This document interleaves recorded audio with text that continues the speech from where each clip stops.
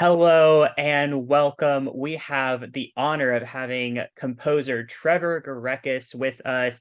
He is currently being the star of the music for the expansion of Dead Space, the remake that is coming out. How are you doing today, Trevor? I'm great. Hope you're well. I am. Let's get into it. You were tasked with scoring for the expanded content for the Dead Space remake.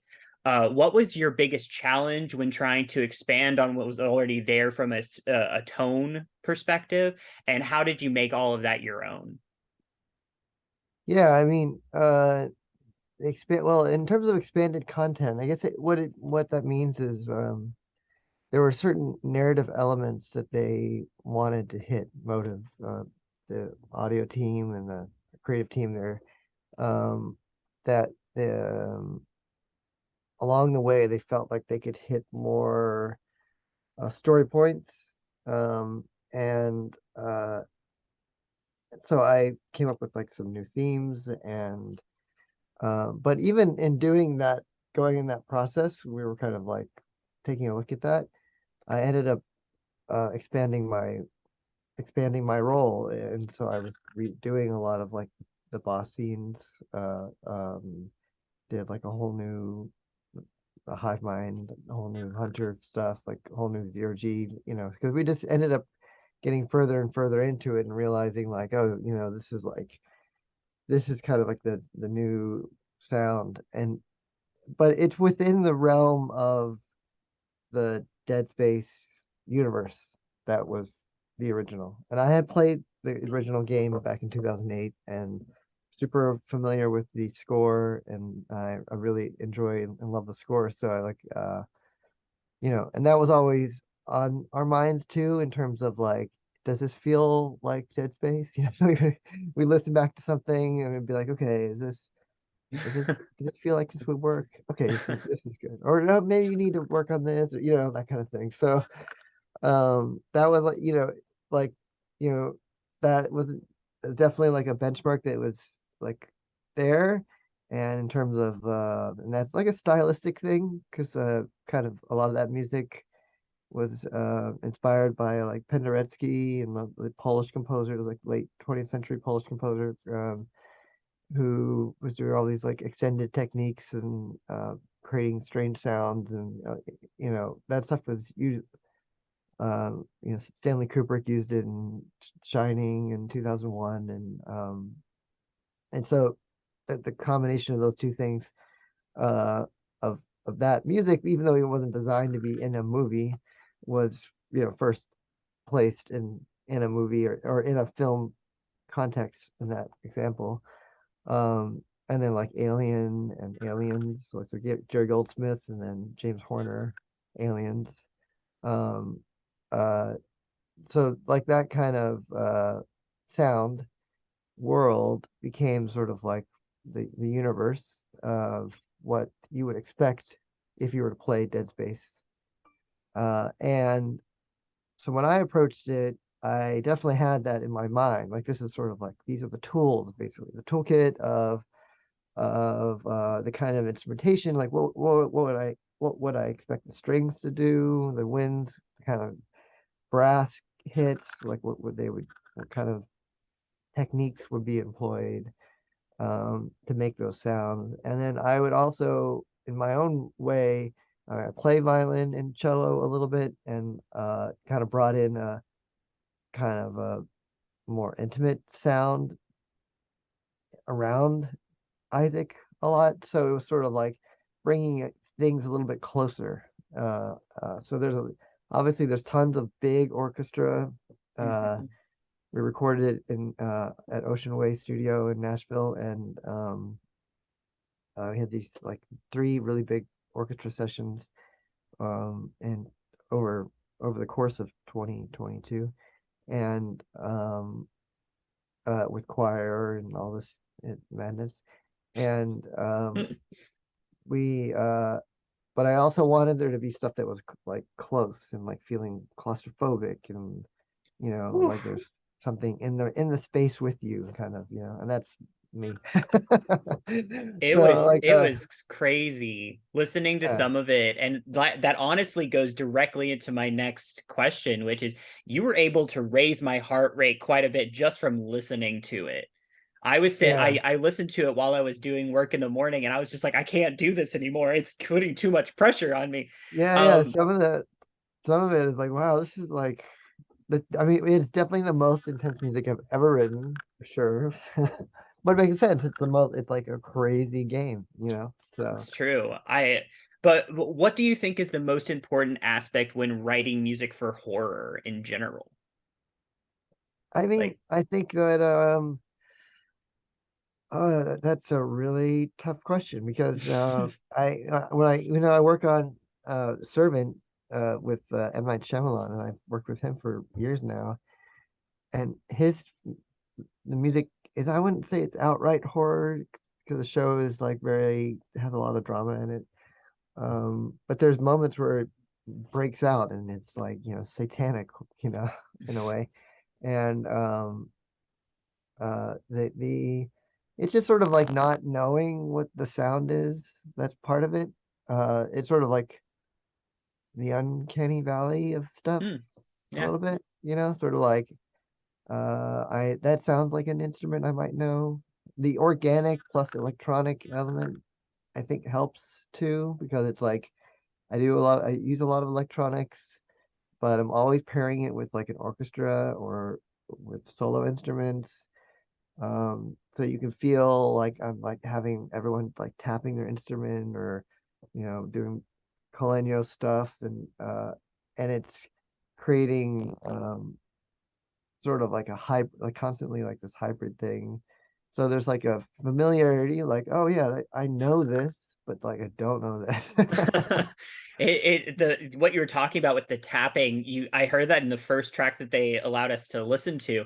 You had the Yeah, like and it yeah, was just yeah, like, oh, this thing's yeah, crawling on me and I'm just listening to it. yeah, yeah. Um, so you've written for a few different kinds of entertainment. You've written for television, you've written for movies, and now you've written for video games.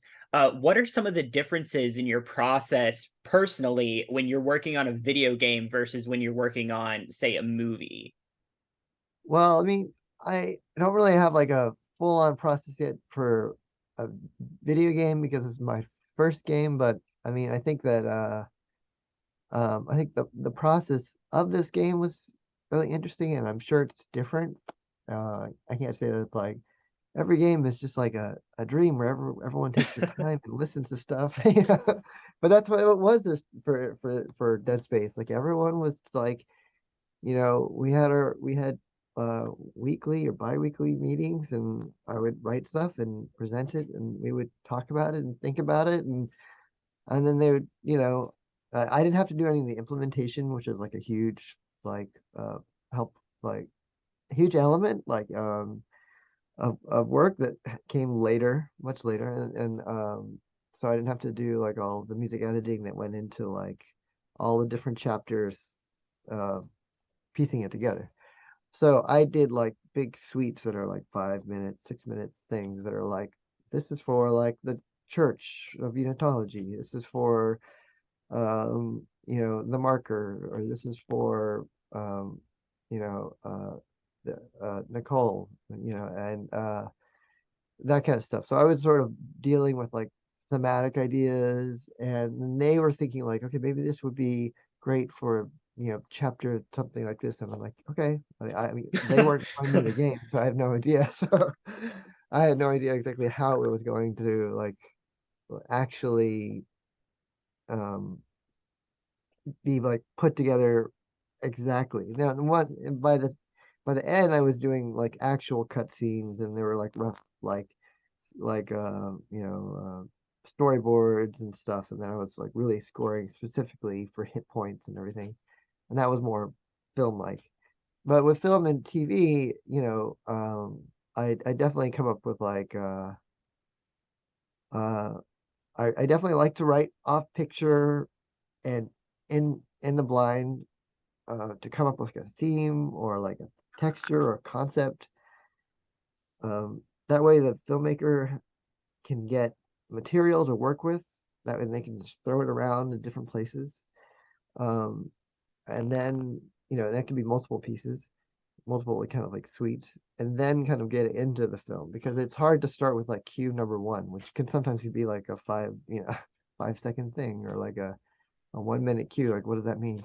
You really need to like get what is the story? What is this movie about? What is this show about? Um, Getting to like in the weeds too early, I think can be really challenging. Um, and so in that way, it ended up being that kind of like that. We were so like bird's eye view with it when we started on this with the Dead Space remake that we had lots of space for like, oh, okay, this is like the hunter, the low hunter sound. So like we're gonna bring this back, and like we had lots of time to like think about like what it means uh, a lot. And then we started planning things like the idea of corruption and how it happens over the course of the game, and uh, again, these are ideas that they wanted to explore um, because they were doing so many things in the game development itself, like with like the heartbeat mechanics and the breathing stuff and the yeah. I mean, there's just like so much stuff was being developed for the game. And I think music was also something that kind of had a development stage too. We were like kind of figuring out um, like in a similar way, like what could be something that kind of develops over time that changes because Isaac's basically going to the center, going to hell, as he's searching for his girlfriend, and finding whatever. So I think that what you just said and what you mentioned earlier is such an interesting concept because with this game being a remake, you did play the game when it originally came out. So yeah. you have the opportunity to be a fan going into this, and like was that at all a hindrance to you of like, oh well, we have to keep this like this or we have to do this like this because that affected me when I was younger? Or did you really just take a full step back and say, I'm doing everything the way that, a step at a time, we want to make it, as No, original as I was very possible? clear that like I wanted to be so like where are the lines? I wanted them to define it for me, like so that and also I wanted it to be clear as a gamer, as an experience, I wouldn't have a bump so that I knew that they were going to use the original score, um, because they wanted that feeling that you were going into the game and feel that the nostalgia of if you had played it before, of hearing the original score and especially for the opening, all the opening material is just like the original. I think they released like 10 or 18 minutes of it already. Um, and so like they weren't like, oh, can you rescore that? I'm like, well, they didn't ask that question because I was like, we were all kind of like, this stuff works, so like just keep it like that. And then sort of like it changes because it's a lot of stuff of the game changes after that. Um, but I didn't want there to be this moment where you're just like, whoa, this is like a different composer walking in. And it's not like me uh like imitating Jason Graves or something, but it's more like I'm a composer who's like in the universe and in the uh you know um in the Dead Space world. I love the way you just said that. That's phenomenal. That's a Yeah. great So mindset to have. yeah, so it was like, respectful of that experience because like like I do use electronics, but like we don't want to do too much because we don't want it to be like Mass Effect suddenly, like that. Like there was tons of conversations about that stuff, you know, I love which I that. love Mass Effect so much, but like Same. I literally have my yeah, my prop right here. I know. I So need to start like doing like I play video games all the time, but I don't have any proof of it. hey, I believe you after what you've talked about. So the last question that I like to do is something a little more just like memory kind of thing. Thinking of your career as a whole, is there like a specific moment that stands out as like a happy memory that you're gonna just like, I cherish this in my brain forever? It can be video game Oh, related, it can be, all the scores that you've done in movies and right. television. Um, Happy memory. Well, I mean, it just I think a funny. I was thinking about for Dead Space.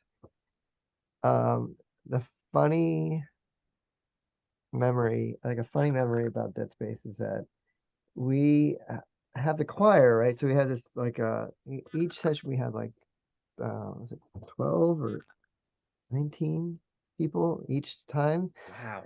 and in Nashville, Tennessee, Hmm. and we had them singing all of the like all of these like um unitology verses, like screaming them. And it was really funny because like there's a couple of times where the conductor was like, listen, it's a video game, it's acting, but they're all screaming like Altman be praised. But this is like the South, so like they had some people were kind of like uncomfortable, and it was like a really funny moment. I was like, and I had to be like, um, it needs to be a little bit more like you mean it. I'm from Tennessee, so I know exactly what you're Yeah, talking about. I and lived I outside of understand, and Nashville, so it's like, what are you saying? Altman be praised, and like, what is yeah. this like? Um, uh, uh, Convergence is nigh, and like, we were like all these lines that were given to us for them to use, and they were whispering them, and then we had them shouting them, and all this kind of stuff. So it was a lot of pressure for them, if they're not comfortable with it. So I understand it, and they were all good. The guys were particularly funny about it because when we had the guys do it, they were just like whatever, they went for it.